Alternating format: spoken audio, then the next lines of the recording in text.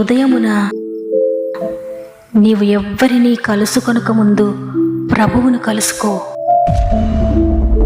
నీవు ఎవ్వరినీ చూడకముందు ప్రభువును చూడు. నీవు ఎవ్వరితో మాట్లాడకముందు ప్రభువుతో మాట్లాడు. నీవు దేనిని వెదకకముందు ఆయన రాజ్యమును నీతిని వెదకు.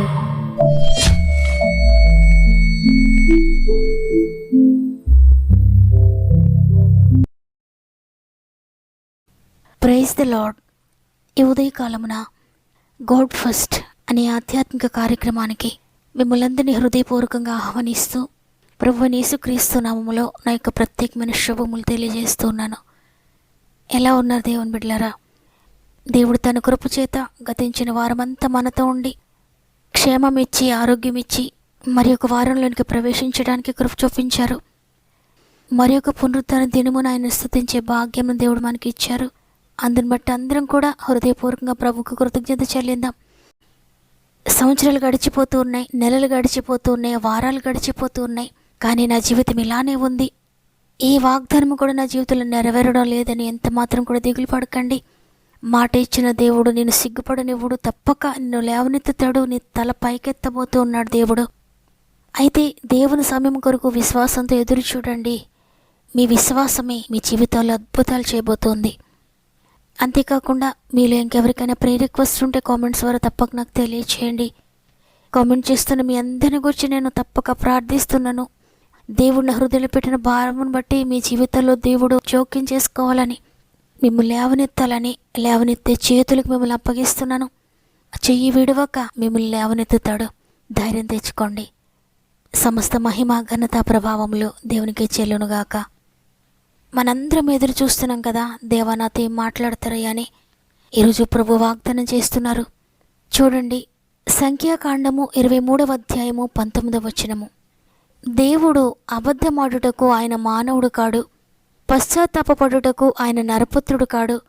ఆయన చెప్పి చేయకుండునా, ఆయన మాట ఇచ్చి స్థాపింపకుండునా. ఆమేన్. ఈరోజు ఈ మాటలు వింటున్న ప్రియ సహోదరి, ప్రియ సహోదరుడా, నిర్జీవంగా ఉండి ఈ మాటలు వింటూ ఉన్నారా? హృదయం నిండా వేదనతో ఉండి ఈ మాటలు వింటూ ఉన్నారా? నిరుత్సాహం వెంటాడుతూ ఉంటే ఏమవుతుందిలే, నా జీవితం ఏముందిలే, ఏదో వింటున్నాను అన్నట్లుగా ఈ మాటలు వింటూ ఉన్నారా? ఇన్ని వాగ్దానాలు వింటున్నాను కానీ నా బ్రతుకు మాత్రం ఏమీ మారలేదు, నా జీవితం ఇలానే ఉంది. సంవత్సరాలు గతించిపోతున్నాయి, నెలలు గతించిపోతున్నాయి, వారములు గతించిపోతున్నాయి, దినాలు గతించిపోతున్నాయి. కానీ నేను మాత్రం ఎక్కడ వేసిన గొంగళి అంటే అక్కడే ఉన్నాను. ఈ మార్పు లేని జీవితమేకి ఇంతేనేమో అని అనుకుంటూ ఈ మాటలు వింటున్న ప్రియ సహోదరి, దేవుడు నీతో మాట్లాడుతున్నారు. ప్రియ సహోదరుడా, దేవుడు నీతో మాట్లాడుతున్నారు. నేను అబద్ధమాడడానికి నేను మనిషిని కాదు. ఒక మాట ఇచ్చేసి, ఒక వాగ్దానం చేసేసి అది జరిగించలేక అయ్యో నేను చేయలేకపోయాను అని పశ్చాత్తాపడడానికి నేను నర్మాత్రుడను కాదు. నేను మాట ఇచ్చానంటే దాన్ని స్థాపించకుండా ఉంటానా అని ఈరోజు దేవుడు నేను ప్రశ్నిస్తూ ఉన్నాడు. అవును, అనేక సార్లు దేవుడు వాగ్దానం ద్వారా నీతో మాట్లాడినప్పుడు ఆ వాగ్దానం నా జీవితంలో నెరవేరుతుందని నీవు నమ్మి అది నెరవేరక అనేక సంవత్సరాలకు వెళ్ళి గతించిపోతూ ఉన్నాయేమో. ఇన్ని రోజులైపోయింది, ఇన్ని నెలలైపోయాయి, ఇన్ని సంవత్సరాలు అయిపోయాయి, ఈ వాగ్దానం మాత్రం నా జీవితంలో నెరవేరలేదంటే దేవుడు మాట ఇచ్చి నెరవేర్చలేడేమో, ఇది దేవుడు మాట్లాడిన మాట కాదేమో, దేవుడు నాతో మాట్లాడలేదేమో అన్నట్లుగా నీవు నిరుత్సాహపడుతున్నావేమో. నీ జీవితంలోని పరిస్థితులను బట్టి నీ మనసు ఆ విధంగా చెప్తుంది. కానీ దేవుడు మాత్రం మాట ఇచ్చారు అంటే దాన్ని వెనక్కి తీసుకోడు.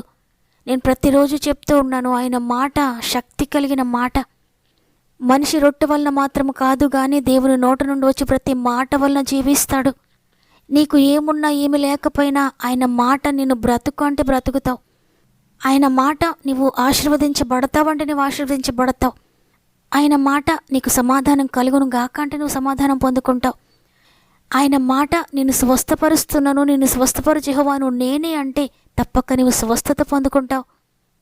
ఈ విధంగా ఆయన ఏ మాట ఇచ్చినా ప్రతి మాట కూడా నీ జీవితంలో నెరవేరుతుంది అంటే నెరవేర్చగలిగిన దేవుడే నీతో మాట్లాడుతున్నారు కాబట్టి తప్పక నెరవేరుతుంది ఏ మాట అయినా కూడా. కొరింథీయులకు వ్రాసిన పత్రికలో ఉంది, దేవుని వాగ్దానములు ఎన్ని అయినను క్రీస్తులో అన్నీ అవునన్నట్లుగానే ఉన్నాయని. అవును, అన్నీ కూడా క్రీస్తులో ఉన్న మన జీవితంలో అన్నీ కూడా ఆయన అవును అంటాడు కానీ నో అని చెప్పడు. నీవు నమ్మిన దానిని ఆమెననువాడు ఆయన. అబ్రహాము జీవితంలో వాగ్దానం చేశాడు దేవుడు, నీ సంతానాన్ని ఆకాశ నక్షత్రముల వల్ల చేస్తానని. ఆ వాగ్దానాన్ని ఆయన వెనక్కి తీసుకోలేదు. సంవత్సరాలు గతించిపోతూ ఉంటే నిరుత్సాహం కలిగింది అబ్రహాముకు, కానీ దేవుడు మాత్రం దాన్ని మర్చిపోలేదు. ఇచ్చిన వాగ్దానాన్ని లేట్ అయినా ఆలస్యమైనా జరిగించాడు దేవుడు. ఇశ్రాయేలీయులకు దేవుడు వాగ్దానం చేశాడు, ఐగుప్తు బానిసత్వం నుండి మిమ్మల్ని విడిపించి వాగ్దాన దేశంలోనికి మిమ్మల్ని చేరుస్తానని. ఆయన మాట ఇచ్చాడు వారితో. వాగ్దాన దేశం చేరే లోపల ఎన్నో కష్టాలు ఎదురయ్యాయి, ఎన్నో భయంకరమైన ఇబ్బందులు వారు పడ్డారు. అన్ని సంవత్సరాలు కూడా శోధనల గుండానే ప్రయాణించారు. కానీ ఎన్ని శ్రమలు వచ్చినా, ఎన్ని కష్టాలు వచ్చినా, ఆగిపోయే పరిస్థితులు ఎదురైనా, ముందుకు సాగడానికి అవకాశం లేకపోయినా ప్రతి ఆటంకమును కూడా తొలగించి దేవుడు వాగ్దాన దేశంలోనికి వారిని చేర్చాడు. హన్నా ప్రభు సందులోకి వెళ్ళి ప్రార్థించినప్పుడు మరలా వచ్చే సంవత్సరం ఈ సమయానికి నీ గర్భం తెరవబడుతుందని దేవుజనం ద్వారా దేవుడు మాట్లాడాడు. ఆయన ఇచ్చిన మాటను దేవుడు నెరవేర్చాడు. మరలా వచ్చే సంవత్సరం అదే సమయానికి దేవుడు సమూయేలును దయచేశాడు హన్నాకు. హిజ్కియా మరణకరమైన వ్యాధితో ప్రార్థించినప్పుడు ప్రవక్త ద్వారా దేవుడు మాట్లాడారు, నీ ప్రార్థన వినబడింది, నేను స్వస్థపరుస్తున్నాను, నీకింకా 15 సంవత్సరాల ఆయుష్కాలం దయచేస్తున్నానని ఆయన మాట ఇచ్చాడు. ఆ మాట ప్రకారంగానే హిజ్కియాను స్వస్థపరిచాడు దేవుడు. తిరిగి 15 సంవత్సరాల ఆయుష్కాలాన్ని పొడిగించాడు. ఈ విధంగా బైబిల్ గ్రంథం అంతా చూస్తే ఎన్ని గంటలైనా సరిపోవు ఆయన మాట ఇచ్చి నెరవేర్చిన విషయాల గురించి మాట్లాడుకుంటే. ఆనాడు చేసిన ప్రభు ఈరోజు నీ జీవితంలో కూడా జరిగిస్తానని వాగ్దానం చేస్తున్నారు. ఏ వాగ్దానం కూడా నా జీవితంలో నెరవేరడం లేదని నువ్వు బాధపడుతున్నావేమో. ఈరోజు ఈ వాగ్దానం నీ కొరకే.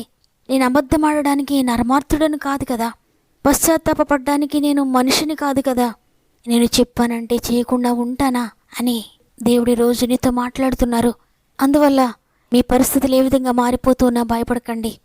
ఈ వ్యాధి ఇంకా తగ్గలేదేంటి, ఈ ఆర్థిక బంధకాల నుండి విడుదల పొందలేదేంటి, ఈ సమస్య ఇంకా ఈ విధంగానే ఉందేంటి నా జీవితంలో, ఇంకా గర్భం తెరవబడలేదేంటి, ఇంకా వివాహం జరగలేదేంటి, నా బిడ్డల జీవితంలో ఇంకా మార్పు కలగలేదేంటి, ఎన్ని సంవత్సరాలు గతించిపోతూ ఉన్న నా పరిస్థితులు ఏంటి ఈ విధంగానే ఉంటున్నాయి అని ఒకవేళ బాధపడుతున్నావేమో, భయపడొద్దు, బాధపడొద్దు. దేవుడు తప్పక ఆయన ఇచ్చిన మాట నీ జీవితంలో నెరవేర్చబోతున్నాడు.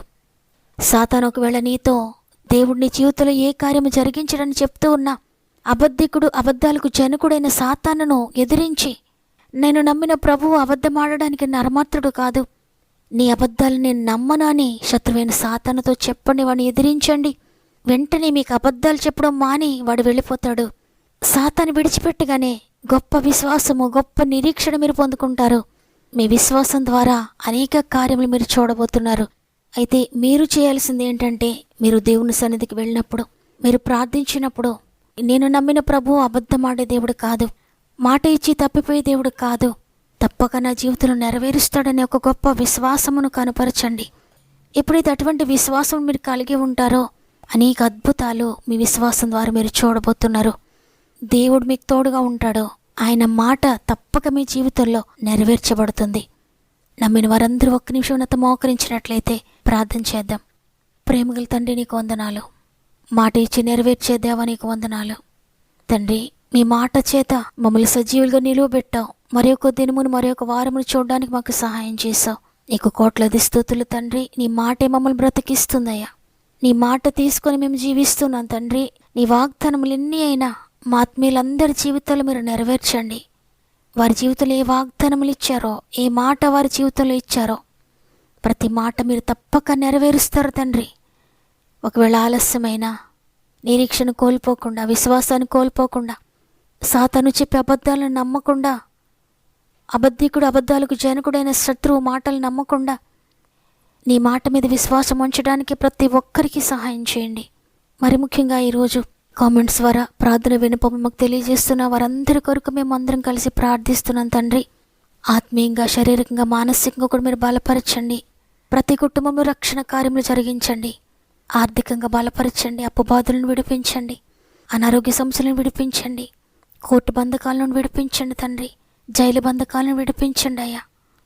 కుటుంబ కలతలను విడిపించండి తండ్రి.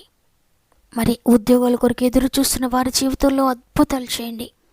వివాహాల కొరకు ఎదురు చూస్తున్న వారి జీవితంలో అద్భుతం చేయండి. ట్రాన్స్ఫర్స్ కోసం ఎదురు చూస్తున్న బిడ్డలకు అద్భుతం చేయండి. ప్రమోషన్ కొరకు ఎదురు చూస్తున్న బిడ్డలకు అద్భుతం చేయండి. గృహాలు లేక దిగులుతో ఉన్న బిడ్డల జీవితంలో అద్భుతం చేసి స్వంత గృహాలు దయచేయండి. గృహాలు కట్టుకుంటున్న వారికి మీరు తోడుగా ఉండి నడిపించండి. గర్భఫలం లేక ఎంతమంది కన్నీటితో ఉన్నారు, ప్రతి గర్భమును తెరవండి పరిశుద్ధాత్ముడా. గర్భంతోని బిడ్డలు కొన్ని చేతులు పెడుతున్నాను. 9 నెలలు మీరు తోడుగా ఉండి చక్కటి సేఫ్ డెలివరీ స్థాయి చేయండి. ఎగ్జామ్స్ రాస్తున్న బిడ్డలందరికీ తోడై ఉండండి తండ్రి. మీ జ్ఞానము జ్ఞాపక శక్తి దయచేయండి. కాంపిటేటివ్ ఎగ్జామ్స్ కొరకు ప్రిపేర్ అవుతున్న బిడ్డలకు మీరు తోడుగా ఉండి అద్భుతకరంగా రాయడానికి సహాయం చేయండి. ఎగ్జామ్స్ రాసి రిజల్ట్స్ కొరకు ఎదురు చూస్తున్న బిడ్డలకు చక్కటి రిజల్ట్స్ స్థాయి చేయండి. పొలము అమ్మాలనుకున్న వారికి, కొనాలనుకుంటున్న వారికి కూడా మీరు తోడుగా ఉండి సహాయం చేయండి. ల్యాండ్ ఇష్యూస్ నుండి విడిపించండి అయ్యా. ఈరోజు ప్రత్యేకంగా పుట్టినరోజులు, పెళ్లి రోజు జరుపుకున్న వారందరినీ చేతులు పెడుతున్నాను తండ్రి. ఈ సంవత్సరం అంతా మీరు తోడుగా ఉండండి. ఇది మనం ప్రారంభిస్తూ ఉండగా మా ఆత్మీయ కుటుంబంలో ప్రతి ఒక్కరికినైనా మీరు సహాయకుడిగా ఉండి వారు వెళ్ళే ప్రతి చోట నీ దూతలను తోడుగా ఉంచి వారి మార్గంలో మీరు తోడై ఉండి చేపట్టి నడిపిస్తారని యేసయ్య పరిశుద్ధమైన నామములో అడిగి వేడుకొంచున్నాను తండ్రి. ఆమెన్. ఈ కార్యం జరగలేదు నా జీవితంలో అని దిగులుతో ఎన్ని సంవత్సరాల నుండి మీ జీవితంలో ఈ కార్యం జరగలేదు, దేవుని మాట నెరవేరలేదని, ఇన్ని సంవత్సరాలైంది కానీ నా జీవితంలో ఈ కార్యం నెరవేరలేదు, దేవుని వాగ్దానం నెరవేర్చబడలేదని నిరాశలో ఉన్న ప్రియ దేవుని బిడ్డలరా, ఈ వాగ్దానం మీ కొరకే. ఆయన మాట తప్పే దేవుడు కాదు. నిరుత్సాహపడొద్దు, తప్పక నెరవేరుస్తానని మరొకసారి దేవుడు గుర్తు చేస్తూ ఉన్నారు. నమ్మండి, రిసీవ్ చేసుకోండి. ఈ వాగ్దానం నాతో మాట్లాడిందన్న వారందరూ కూడా ఆమెను కామెంట్ చేయండి. మీ ఇష్టాన్ని తెలియజేస్తూ తప్పకుండా వాగ్దానాన్ని లైక్ చేయండి. మీకు అనుకూలమైతే మీకు తెలిసిన వారందరికీ షేర్ చేయండి. దేవుడు తప్పక మిమ్మల్ని దీవిస్తాడు. దేవుని చిత్తమైతే తిరిగి రేపు కలుద్దాం. అంతవరకు ప్రభు మీకు, మీ కుటుంబాలకు తోడేండి నడిపించును గాక. God bless you.